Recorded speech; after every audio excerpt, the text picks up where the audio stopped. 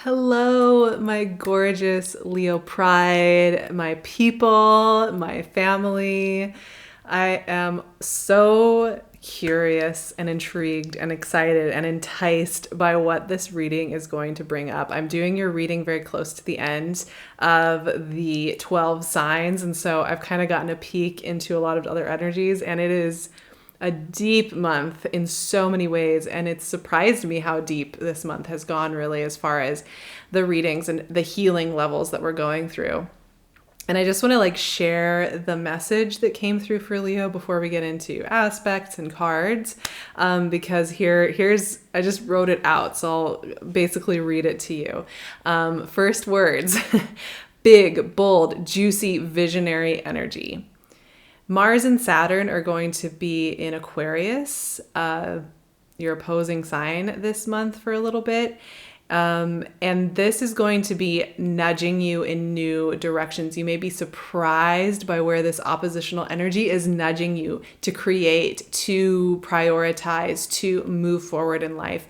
And I think this will be really intriguing and fascinating to watch as it unfolds. Then Mars is going to move into Pisces and be following along in the footsteps of Venus. So Mars and Venus are both going to be in Pisces this month, and they are asking for you to transform the way you are sharing your gifts in the world. And I am so curious and excited to see how this plays out, because Leos are so gifted and curious and creative and so many different avenues of sharing your gifts and visions and ideas. But being a fixed sign, sometimes we can get into this is how I do it. So when you have energy like Mars and Venus asking you to kind of explore and play and think outside the box and start creating and playing in new ways, this can come with some really, really amazing new ways to share your vision in the world. But we are also essentially working with Aries and Taurus energy this month, right? Because the Sun and Mercury are going to be moving through these two signs. And this energy is big, it's bold, it's visionary, it's fiery, it's playful. And in its essence, on the surface, Aries and Taurus season wants Leos to get in there and shine bright and do a lot of really bold, juicy, creative stuff. So you can see this month is asking for some big energy. And whenever I say that, I always like to say, make sure that is balanced with plenty of rest. Not too much pressure on yourself to somehow master it all this month, and hold it lightly. It doesn't mean you need to get tense, ready for April. I'm going to do things new. I'm going to make art. We want Leo. This is meant to be nice energy, right? So just keep that in mind. The final thing I want to mention just with aspects is that as we head into Taurus season this year, it is also going to be eclipse season, and we'll have our first eclipse at the very end of April, new moon solar eclipse in Taurus. So this is transformational energy. We are stepping into some new energies. We're really beginning the eclipse work of the Taurus Scorpio axis at this time. And so 8 of Pentacles, baby. I love it. Mastery of a skill, leveling up to something new. Yes. The Sun. Hello. I love it. And so this will be a really interesting eclipse season. We're kind of walking through some new doorways, and things are being done in new and inventive ways in our culture, as individuals, in the way we create and move. Ace of Pentacles. Hello. I am not arguing with any of this, by the way. This is going to just be a really dynamic and interesting month for how the world is changing and how we're each showing up to the table. Ace of Swords. Okay, I'm going to pull a final card from my Animal Totem Tarot to round out our conversation today. These cards are backing up what I was feeling, which was that big, bold, juicy, visionary energy. I'm very intrigued. I really think, Leo, you may be surprised how your creative impulses, visions are starting to pop up in the world. Queen of Cups. I think it's a moose. Very cool. Okay. Let's go on this journey together.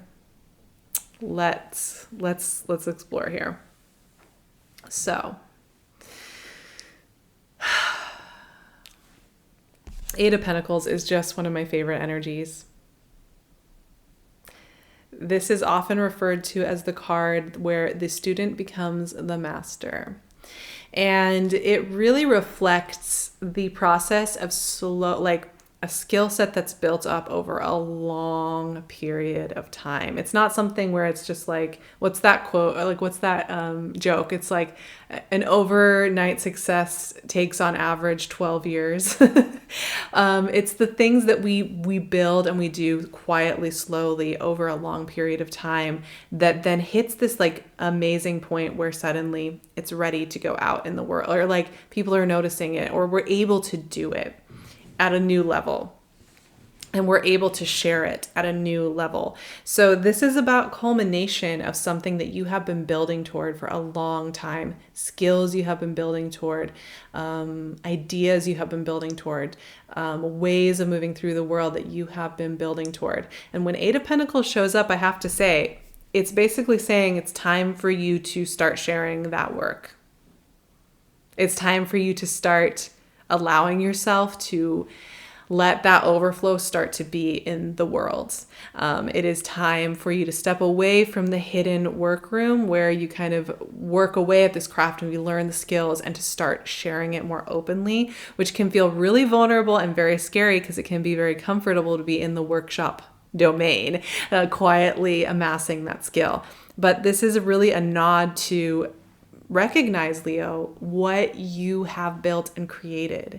Recognize what it is that has been culminating and fulminating for you for the last couple of years, because there are things that you may not have even sat down to really think about that have been coming, that you have been learning and that you have been mastering. And this is a great time to get really, really aware of that and start thinking in terms of how you want to put it out there in the world. Because I mean, this reading in some ways is so straightforward.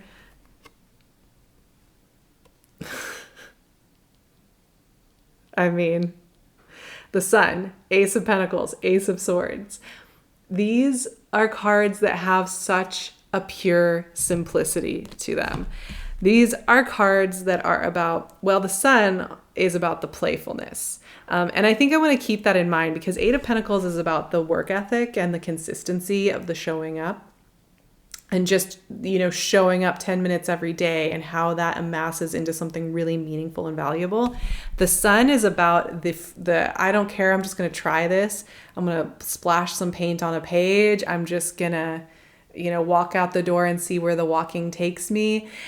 The Sun energy is the relaxed, non-formal, non-structure part of the creative process. So those two are kind of acknowledging two different aspects of it. But the point being with the Sun, get out there and try. Take the skills you have amassed, take the wisdom that you have with you, and just start seeing what happens when you allow it to be shared a little bit more widely. Send that demo to that friend, send that email. Start experimenting with a new medium. Start considering, would you be allowed to do this dream job that you've been thinking of? I don't know. Creativity shows up in so many different forms. It's not just the arts. Leos can be creative in so many different ways. So this is about really stepping out there.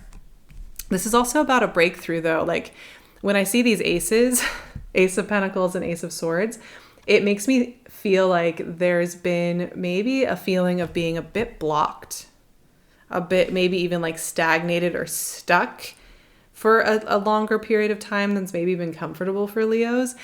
There may have been a place where you just felt like you wanted to move on it. It was like haunting you almost, like, oh, I just want to move on this, but I don't have the energy, or the things don't line up, or I try and do it and then a door closes in my face. The Ace of Pentacles and the Ace of Swords are very much about like that pressure releasing. And suddenly you can start doing the thing. The timing is right. The energy is right. The skills that you had needed to amass, the wisdom that you had needed to amass, needed to do its thing. There was a process at work that was subtle, that wasn't always obvious, that has come to a point where you are now allowed to move forward. And you are allowed to try and go for it and play. And that's really showing up here. And of course, this can show up in a lot of different ways. It can be about career. It can be about, what you're doing in the world and the impact you have in the world. And Aries and Taurus season are going to emphasize more of that for Leos and be a little bit more focused on that aspect of the Leo journey in general. But this can also have to do with any aspect of life. It can have to do with relationships and wanting to take a relationship to the next stage or meet somebody really meaningful. This can be about a health journey as well, an energy journey where maybe you've had low energy or less than optimal health, where you're starting to have breakthroughs and connections. This can be a spiritual journey where you are making connections and feeling more clear about things that have felt very muddy or messy. This can be a humanitarian breakthrough as well, as you explore, what you want to give back to the world. So this can really show up in so many different ways. But essentially what I'm seeing here is if there has been a place where you have longed for movement, you have dreamt of movement, you have dreamt of breakthrough, it's starting to come. It is going to require that you take a step toward it. But as you take a step, 2 more steps will be offered to you kind of from the cosmic conversation that we're always in with all the elements around us at all times.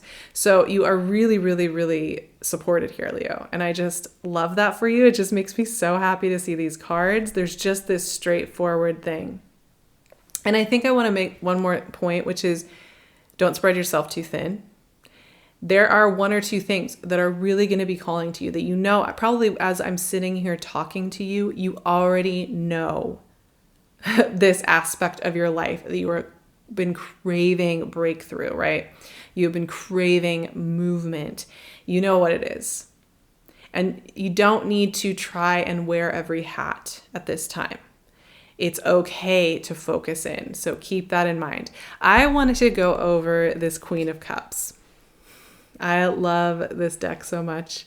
It never ceases to surprise me and show me new things. Queen of Cups, she is the moose, and she is the queen of intuitive wisdom. And I just want to read the little inscription from the book because they're so beautiful, and they often give just a whole other layer to these visuals. So let me read. Not many people know I can swim, but it is under the water that I like to be. The plants are fresher here, and there is less stress on my body. It is as if time has stood still. Things are also quieter here, and I feel I can clear my mind and connect back to myself. However, one must be careful not to slip or get caught in a downward current, as things under the water can change very quickly. I think when I see that compared to all of this very swift movement energy that we're seeing in the rest of the cards that have to do with breakthroughs and movement energy and just going for it and trying and things happening, the Queen of Cups is the rest part of it, is the coming back home and integrating and meditating and listening to our deeper knowings and our deeper wisdom and how we call forward. And I think the Queen of Cups to me is acknowledging an important aspect in this whole concept of breakthrough and this whole concept of critical mass. The best way we're going to be able to know what that next, vulnerable step is, or that next maybe outside of the comfort zone step is to get quiet enough to hear the impulses and the calls that are coming from within. And so the best way to use this energy, this very action-based energy, this very supported energy, is to start by getting calm and quiet and then taking action. I think, and I am definitely aware of this in myself as a Leo, that often I'll feel like there's something that I want to do. There's something I want to create. I want to make it happen. So I will just like get up, I'll get out, be like, well, I'm just going to like very quickly get into it. Like, let's go. I don't want to waste time. I don't want to miss out on this. Let's go. And I'll feel like if I take the action first, if I just get into action fast enough, I will figure it out faster. But what I've learned, the longer I live, the more I've learned that taking 10 minutes to sit quietly, like really just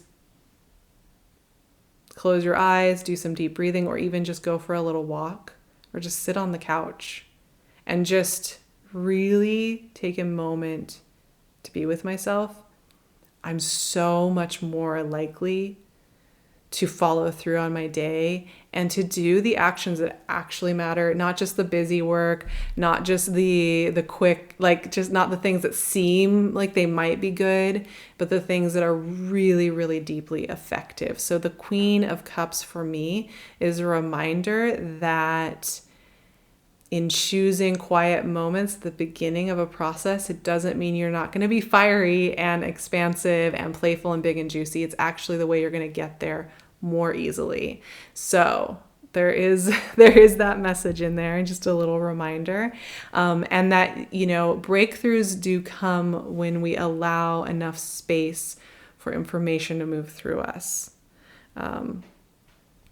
That's it. I mean, I am so excited, obviously, for personal reasons. It's always nice when I see a great combo of cards, but I can feel this.